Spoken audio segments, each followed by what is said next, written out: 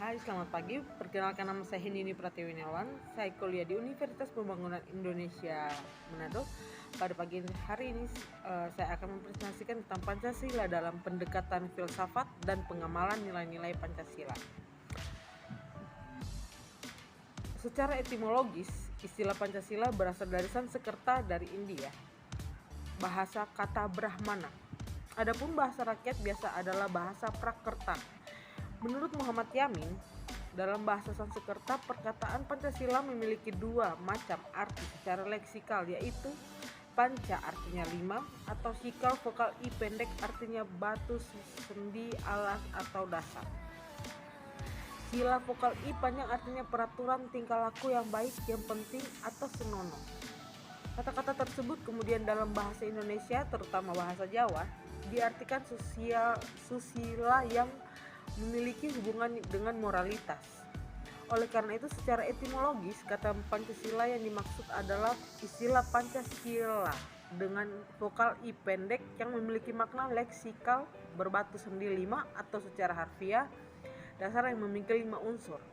Adapun istilah Pancasila dengan huruf Dewanagari I bermakna 5 aturan tingkah laku yang penting. Secara historis, proses perumusan Pancasila diawali ketika dalam sidang BPUPKI pertama Dr. Rajiman Widyodiningrat mengajukan suatu masalah. Khususnya akan dibahas pada sidang tersebut. Masalah tersebut adalah tentang suatu calon rumusan dasar negara Indonesia yang akan dibentuk. Kemudian tampillah sidang tersebut 3 orang pembicara, yaitu Muhammad Yamin, Suepomo, dan Soekarno. Pada tanggal 1 Juni 1945 di dalam sidang tersebut, Insinyur Soekarno berpidato secara lisan mengenai calon rumusan dasar negara Indonesia. Kemudian untuk memberi nama Pancasila yang artinya 5 dasar. Hal ini menurut Soekarno atas saran dari salah seorang temannya, yaitu seorang ahli bahasa yang tidak disebutkan namanya.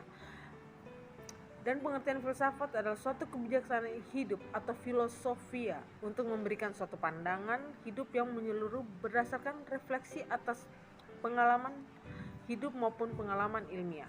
Filsafat merupakan suatu ilmu pengetahuan karena memiliki logika, metode, dan sistem.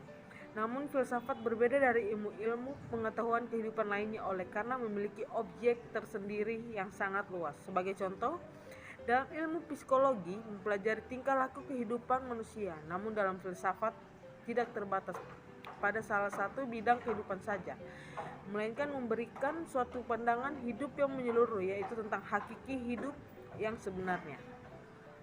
Pancasila merupakan suatu filsafat menurut Ruslan Abdul Ghani. Pancasila adalah filsafat negara yang lahir sebagai ideologi kolektif atau cita-cita bersama seluruh bangsa Indonesia. Mengapa Pancasila dikatakan sebagai filsafat?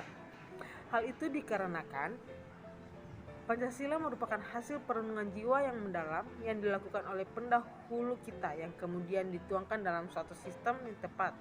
Menurut Noto Nagoro, filsafat Pancasila ini memberikan pengetahuan dan pengertian ilmiah, yaitu tentang hakikat Pancasila. Filsafat Pancasila dapat didefinisikan sebagai refleksi kritis dan rasional tentang Pancasila sebagai dasar negara dan kenyataan budaya bangsa, dengan tujuan untuk mendapatkan pokok-pokok pengertiannya yang mendasarkan dan menyeluruh. Jadi kesimpulannya adalah pada hakikatnya ideologi merupakan hasil refleksi manusia berkat kemampuannya mengadakan distansi terhadap dunia kehidupannya. Maka terdapat sesuatu yang bersifat dialektis antara ideologi dengan masyarakat negara. Di suatu pihak membuat ideologi semakin realistis dan pihak yang lain mendorong masyarakat mendekati bentuk yang ideal. Ideologi mencerminkan cara berpikir masyarakat, bangsa maupun negara, namun juga membentuk masyarakat menuju cita-citanya. Indonesia pun tak terlepas dari hal itu, di mana Indonesia memiliki dasar negara yang sering kita sebut sebagai Pancasila.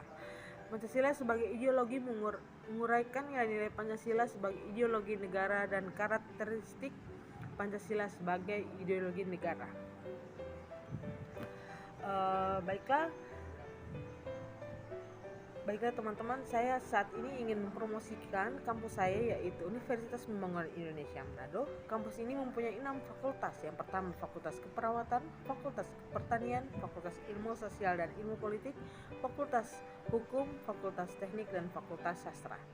Kepada teman-teman yang bingung untuk melanjutkan ke perguruan tinggi, kami mengajak untuk melanjutkan ke Universitas Pembangunan Indonesia Manado. Untuk info lebih lanjut, silakan kunjungi website kami www.unpi.ac.id. Terima kasih, semoga bermanfaat buat kita semua.